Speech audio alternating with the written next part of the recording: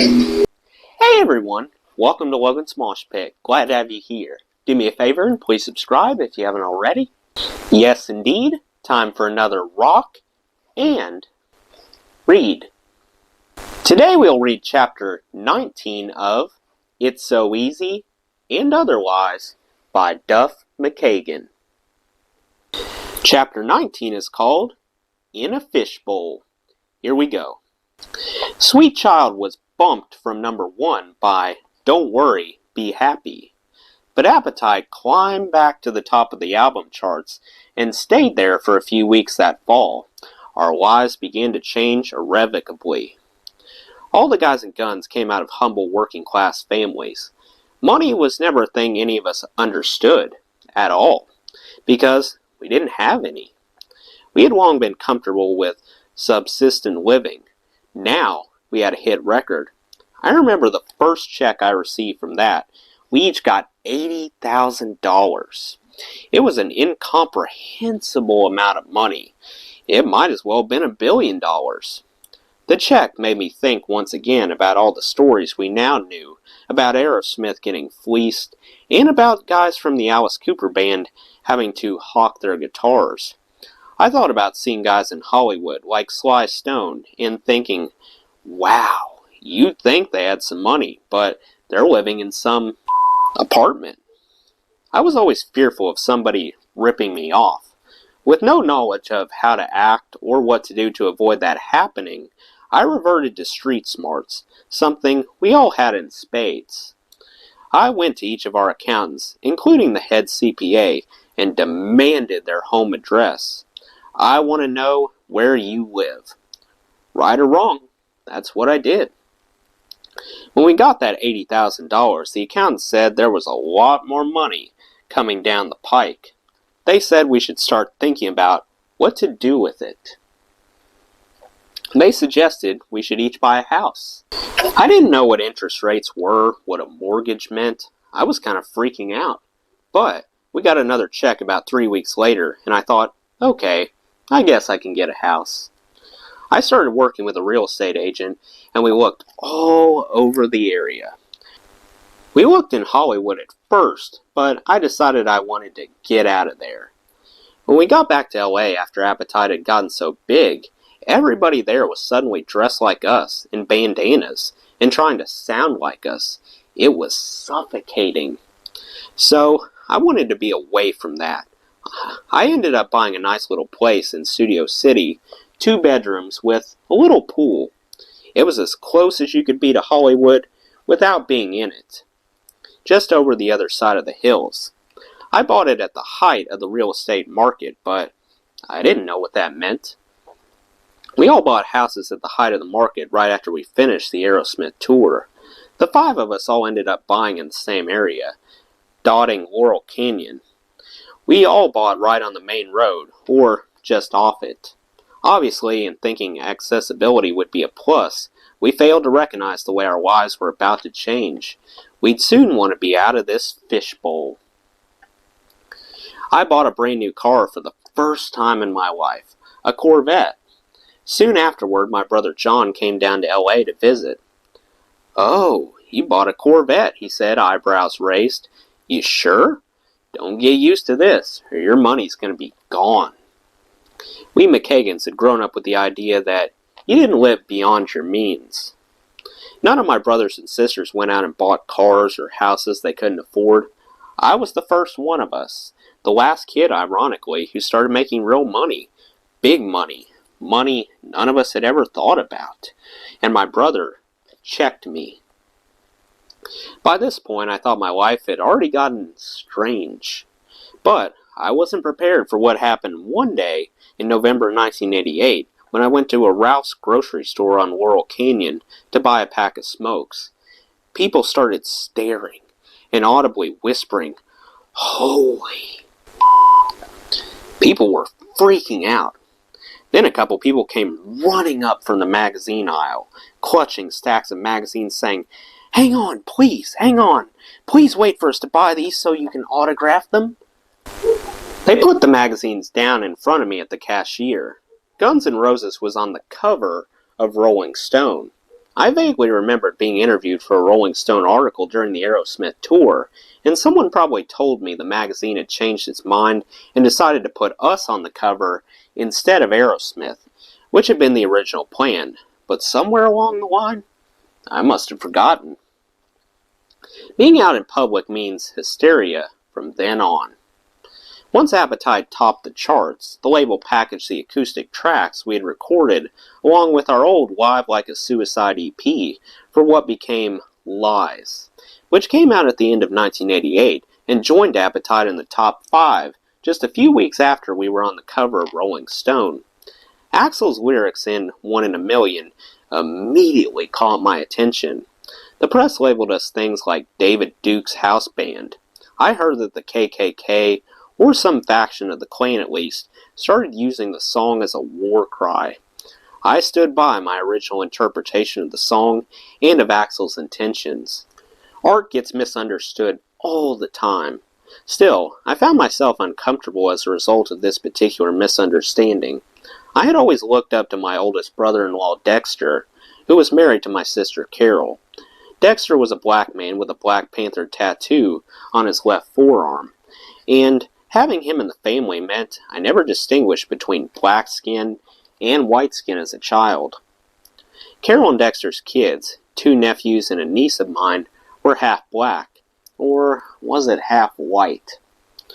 And they were very close in age to me. We had all grown up together. Now, I worried what they might think of me and my band with all the controversy swirling around the song. Prior to the release of Lies, David Geffen, the head of our label, had arranged for us to play a charity gig to benefit AIDS research in New York. Axl had used another slur in his lyrics for One in a Million, too. Again, I felt he had used this word as an indictment of the attitude behind such statements, not an endorsement of them. Even so, the plug was pulled on our charity appearance as protests mounted. We were happy to get away from the controversy and finish 1988 by headlining our first ever shows in Japan, Australia, and New Zealand. When we left Japan, the promoter gave each of us a nice camera as a thank you gift. I had never before flown home with something I hadn't taken with me. The first 2 times we came back from England, we didn't have enough money to buy anything. So obviously, I didn't have to declare anything and fill out any customs forms. This time, I had the camera, but I didn't know how to declare it. It was a gift, after all. When we returned home the 3rd week of December, our port of entry to the United States was the airport in Honolulu, Hawaii. It will come as no surprise that a young, scruffy, and in my case, of course, plastered, bunch of rock and rollers didn't get waved through the express lane at customs. As a customs official went through my bag, he pulled out the new camera. He asked where I got it. Still, in the vodka-induced haze that was mandatory for me to be able to fly, I just assumed the best thing to do was to pretend it was mine all along. Got it in L.A., I told the officer. Then he opened it up and started examining the writing on the camera body. Hang on, he said. This is Japanese. When it became clear that U.S. Customs was going to confiscate my camera, I hoisted it up and viciously smashed it on the ground as hard as I could. 25 years later, I'm still trying to get that incident cleared from my passport file. Mandy and I went back to Seattle for Christmas that year.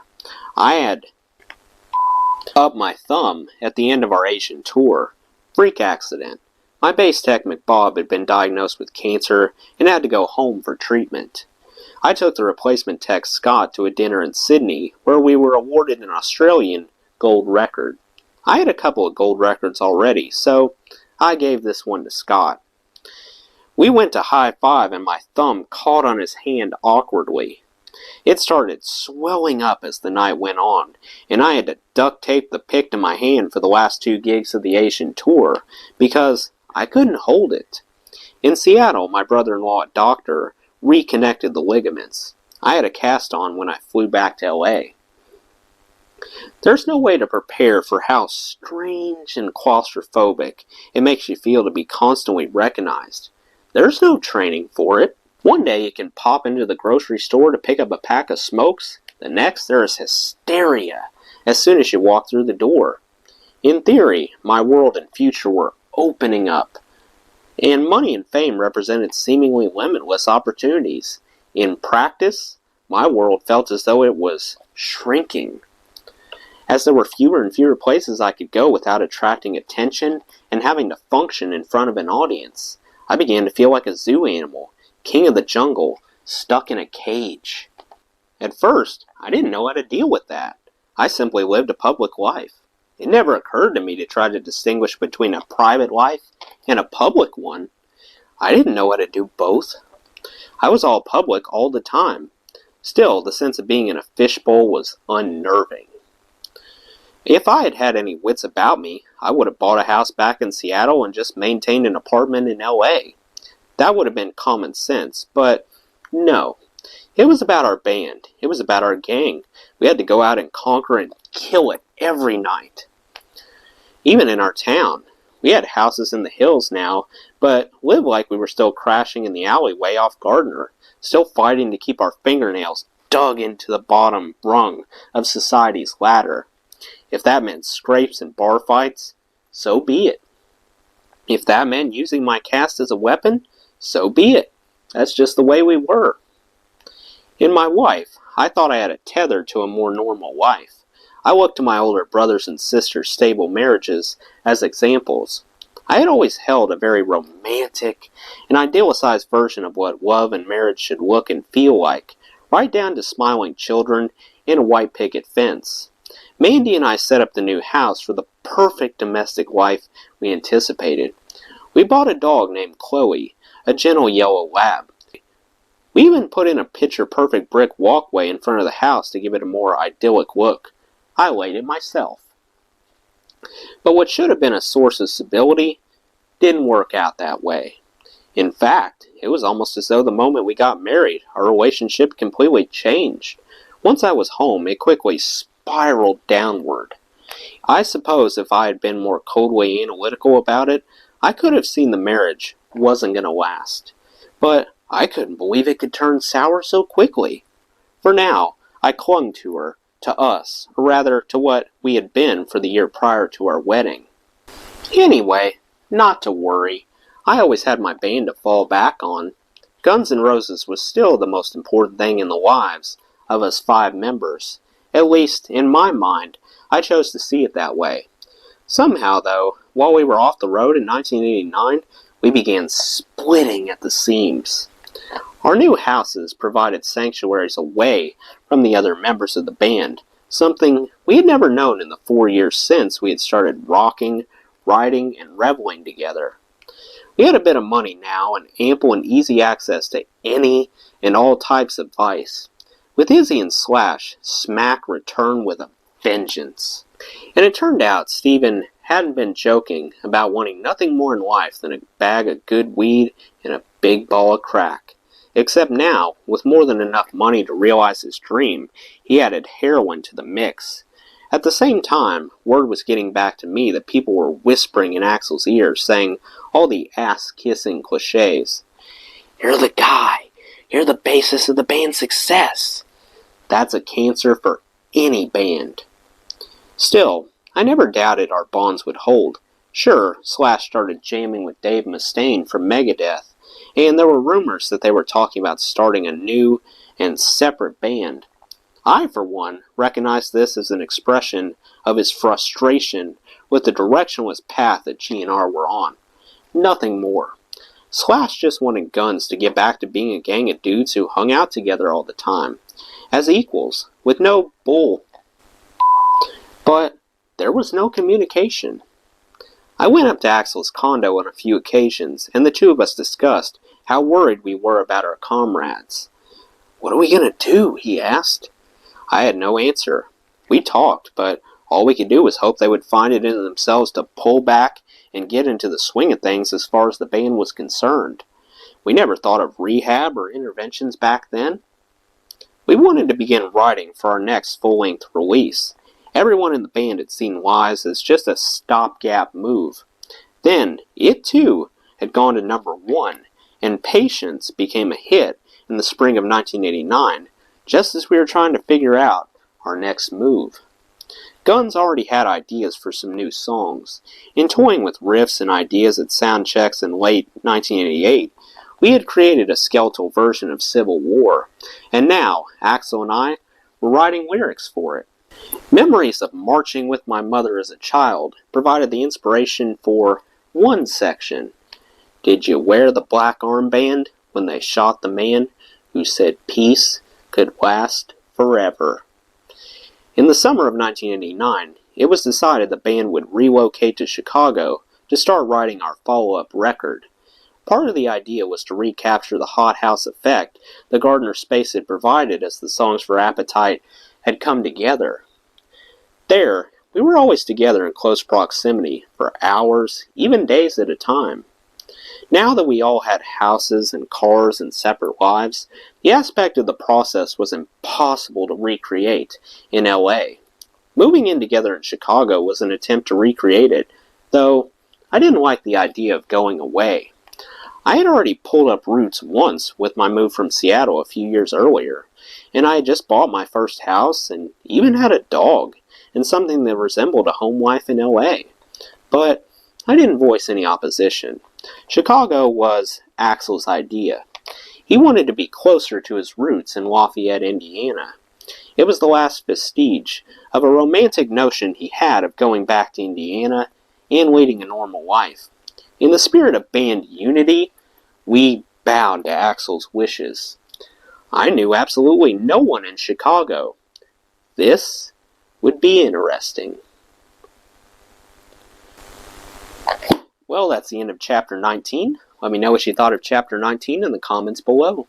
That does it for today's video, guys. I hope you enjoyed. Make sure to like, comment, and subscribe if you haven't already.